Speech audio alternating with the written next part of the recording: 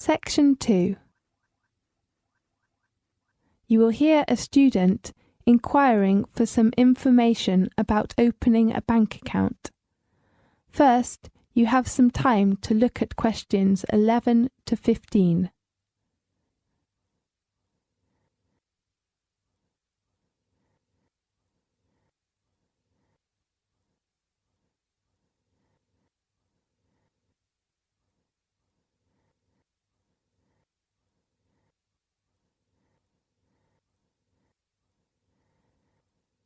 Now listen carefully and answer questions 11 to 15.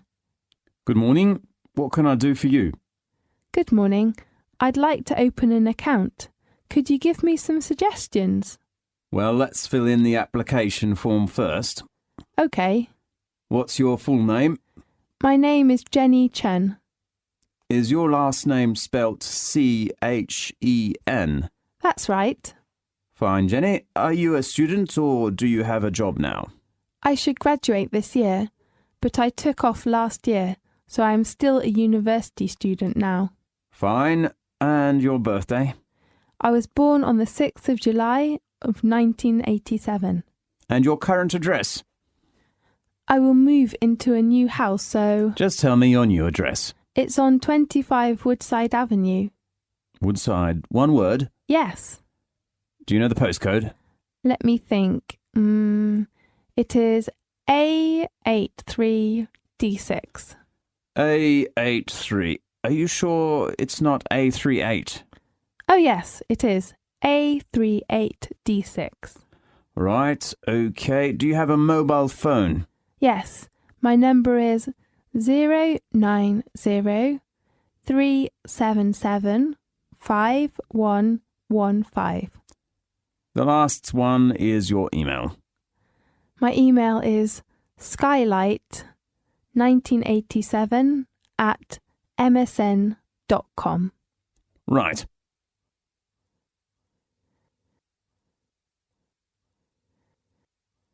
Now look at questions 16 to 20.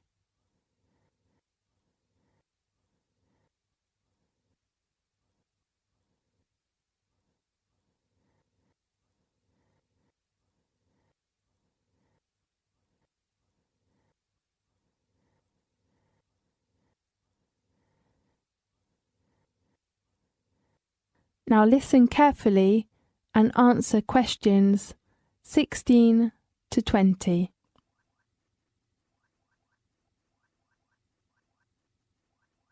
Right.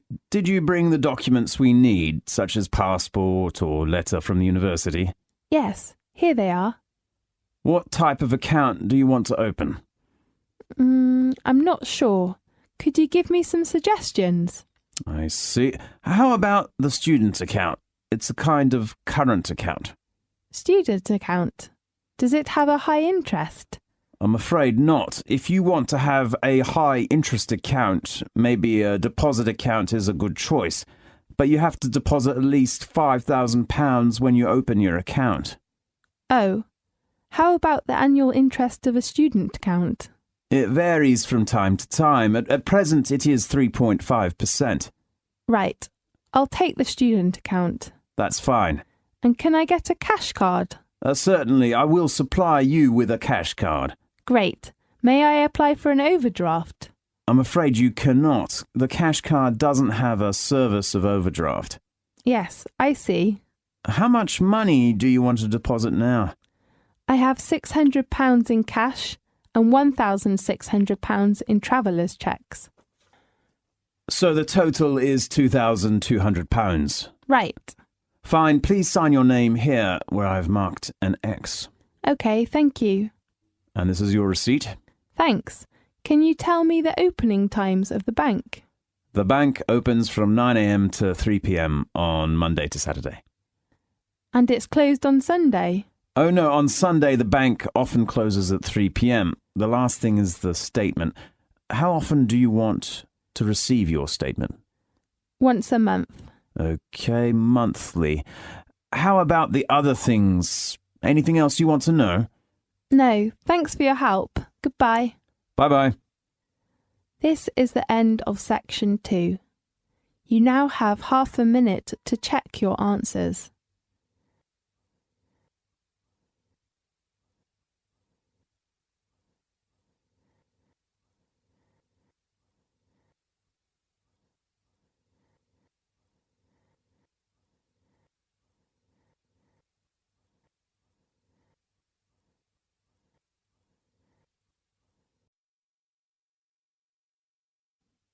Section 2.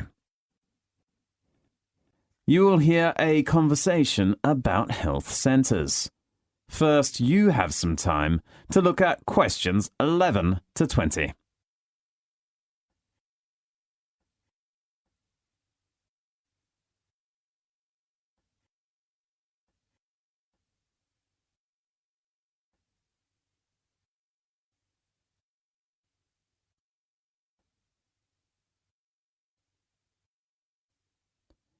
Now, listen carefully and answer questions 11 to 20.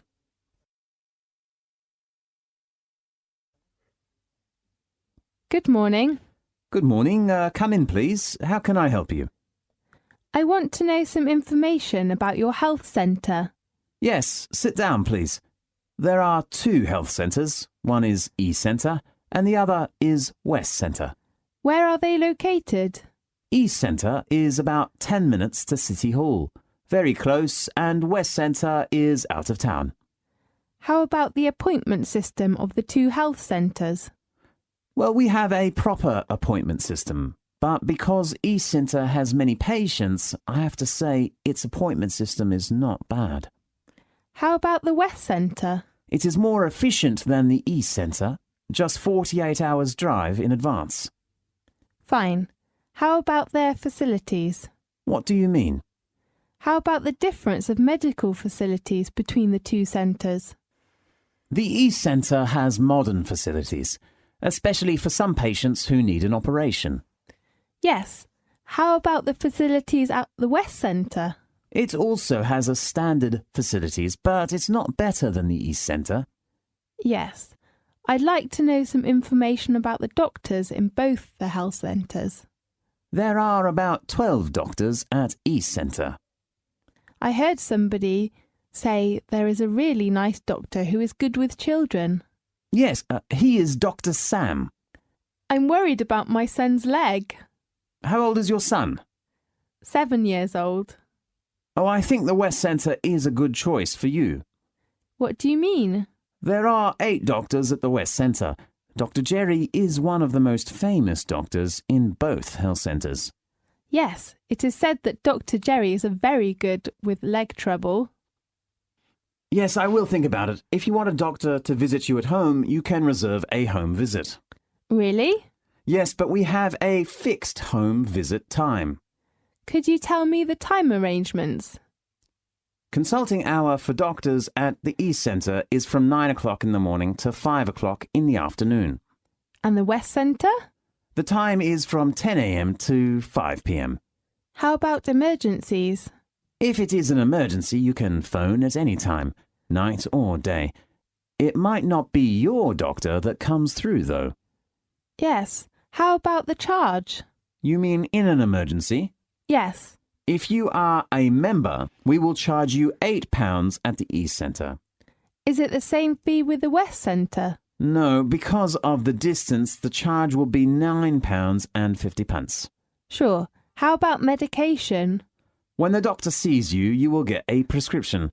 You can take the medication you need at our health centre or go to a drugstore. Sure. If it's for a child under the age of 10, you don't have to pay for medication. Really? That sounds good. The same thing applies if you are a patient who is retired or pregnant. Right. May I apply for your health centre's membership now? Of course, you should fill in the form first. Fine. This is the end of section 2. You now have half a minute to check your answers.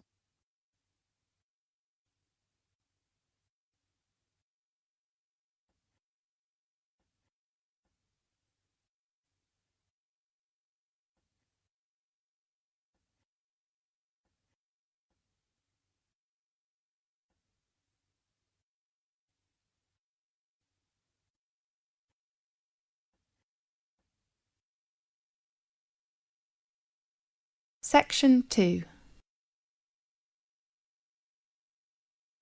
You will hear an introduction about sports matches. First, you have some time to look at questions 11 to 17.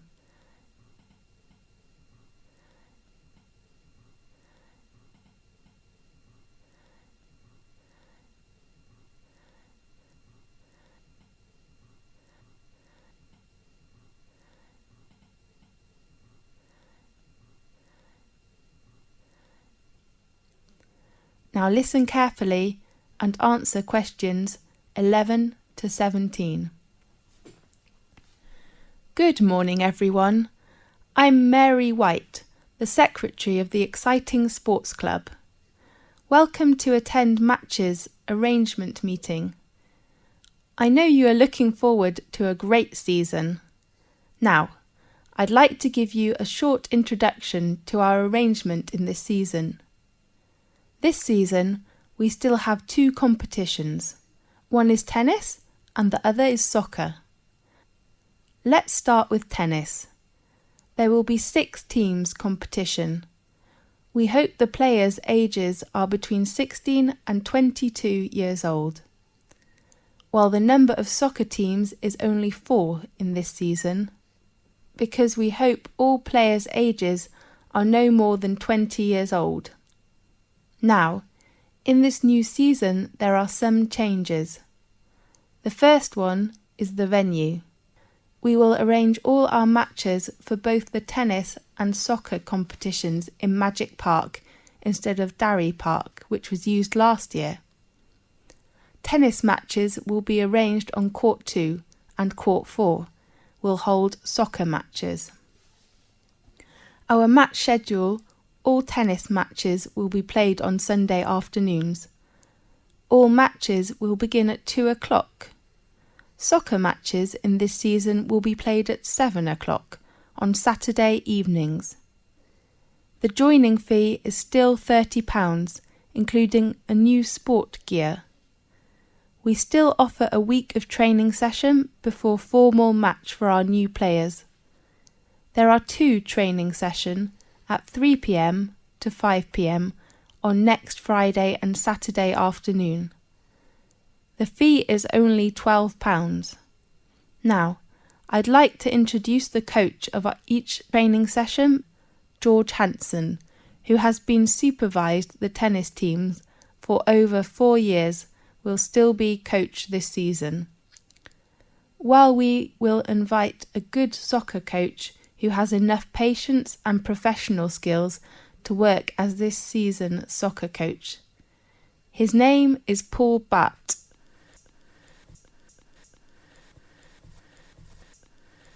Now, look at questions 18 to 20.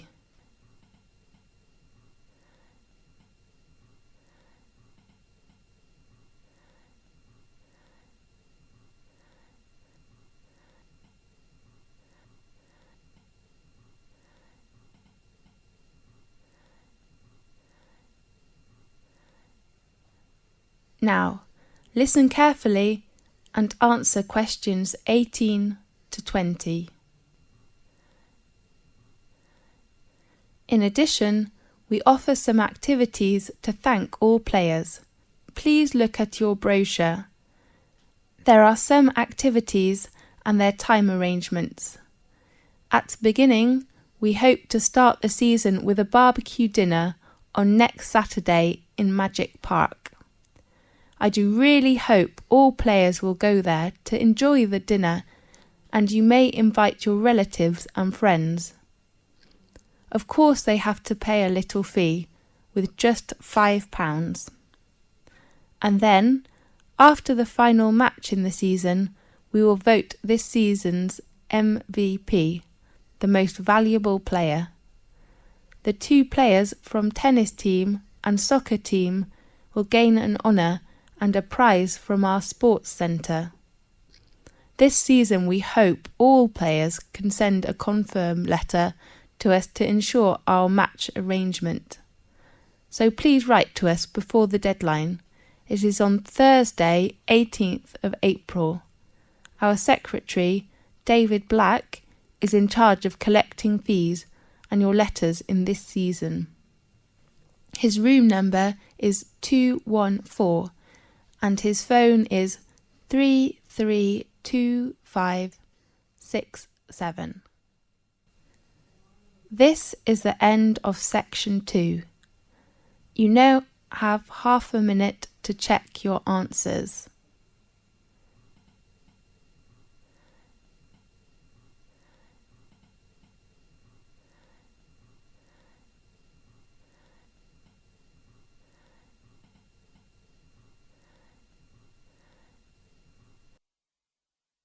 Section 2. You will hear an extract from an audio guide to the Taj Mahal. First, you have some time to look at questions 11 to 16.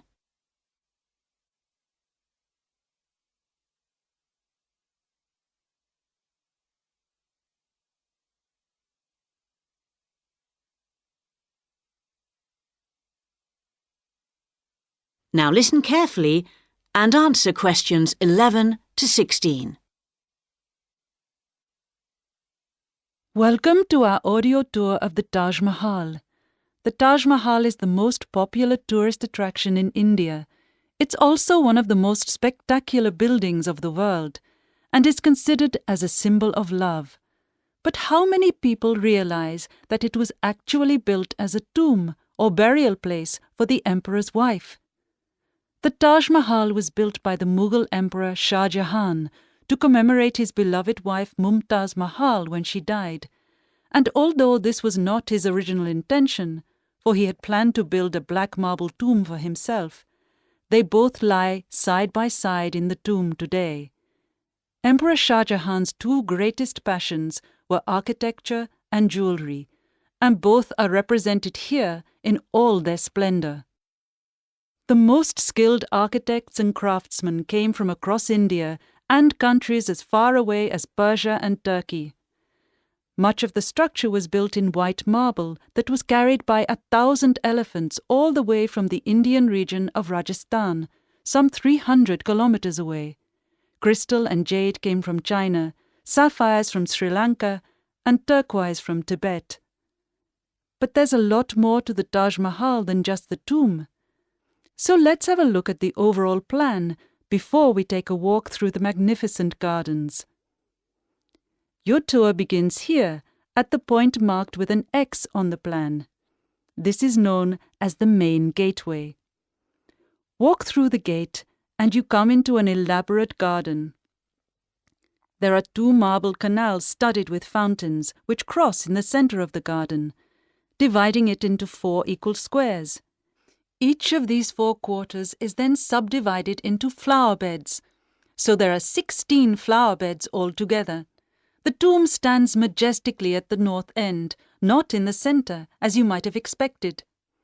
Instead, at the center of the garden, halfway between the tomb and the gateway, there's a raised pond which provides a reflection of the Taj Mahal. It's a magnificent sight. On either side of the tomb, there are buildings made of red sandstone.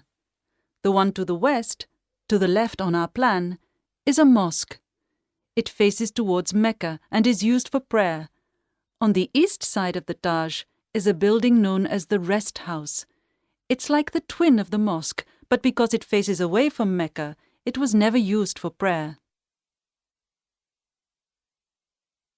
Before you hear the rest of the guide, you have some time to look at questions 17 to 20.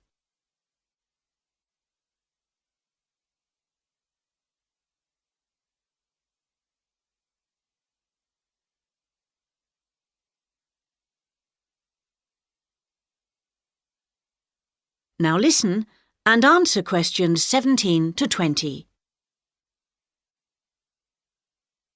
Many people have asked what the rest house was for.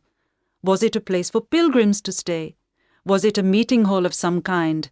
Perhaps the most likely answer to this question is that its purpose is purely aesthetic, to act as a visual balance for the mosque and preserve the symmetry of the design of the whole complex. Let's have a look at some of the engineering features of the garden. For one thing, They require a constant supply of running water. When it was built, water was drawn from the river manually, using an elaborate rope and bucket system, pulled by a team of bullocks. The water was then brought through a broad water channel and held in a number of supply tanks.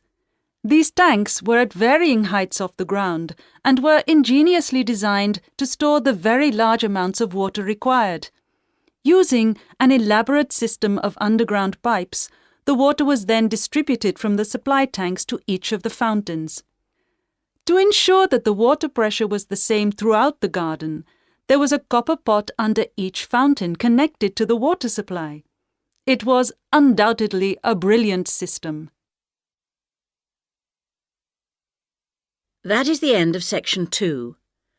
You now have half a minute to check your answers.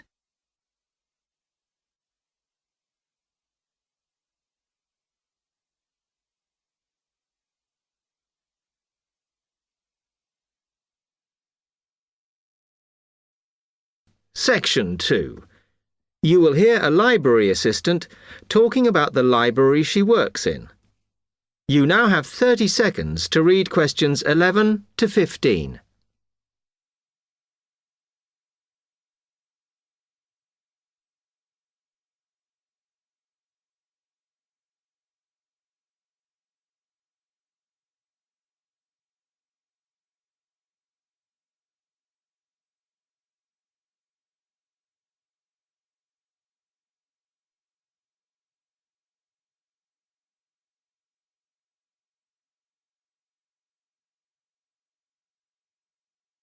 Hi, can I help you? Yes. I wanted to join the library. Okay. First of all, let me show you round the library and explain a few things for you. Okay, now we're here at the main entrance. You can see the reception, which is where you bring back and take out books. And also, we can order books and answer your questions there. Next to the reception, where you can see those old desks, is where we keep the magazines, because you can sit down and read there. They're divided into sections for sciences, geography, arts, etc. Then, at the back of the library, you can see the section for old books. Next to that is where the books proper start. That used to be the science section, but now on those shelves you'll find the art section. We had a big reorganisation in the summer, which I think has made it clearer. The numbering is standard, so you should be able to find what you want quite easily. However, if you can't find something, it probably means it's been borrowed.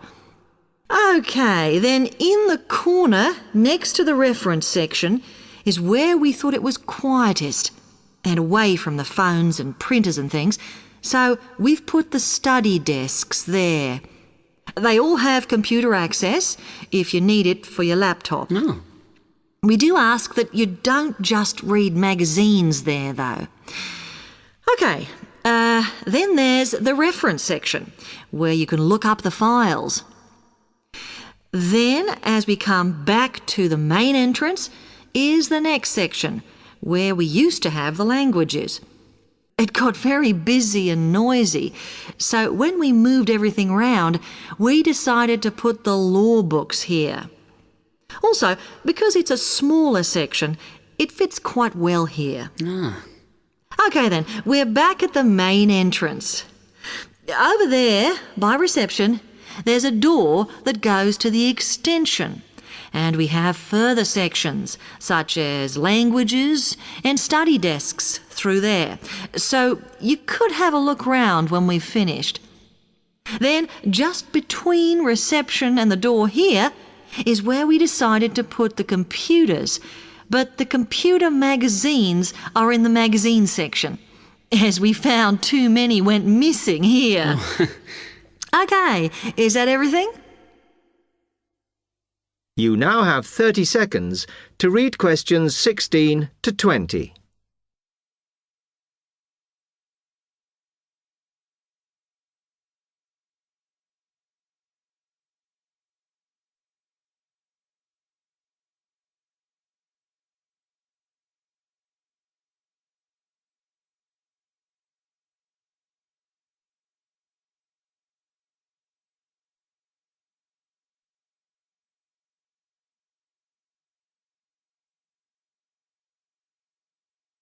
That's great, thanks. Can you just tell me a bit about borrowing and the rules and whatever? Of course. Over the last 2 months, we've been introducing a new system for this, and you can now take books out for 6 weeks. That's generally enough for most people. We usually get books back within 30 days. Of course, you may decide to renew the period. You used to have to come in to get the book stamped because we don't like doing it over the phone, as there's no record of it. But now you can do all that via email. Oh. If you do forget to renew, then we do make a charge, I'm afraid. That helps our costs, of course, but we do insist on it. The good news is that there is only one charge. I know some libraries charge £1 for 1 week and then it goes up with each week it's late. We ask for £1.50 as we think that's high enough to stop people being overdue. The other thing you may want to know is what you do about books that are not on the shelves. We do have a system for reserving them. All you have to do is fill in a yellow form behind those blue ones on the desk and give it to someone at reception. We'll let you know when it comes in. Also, sometimes you will need a journal article that we don't have but can get from other libraries. So we offer an ordering service if you need it. Now, if you'd like to fill in this form here... That is the end of Section 2. You will now have half a minute to check your answers.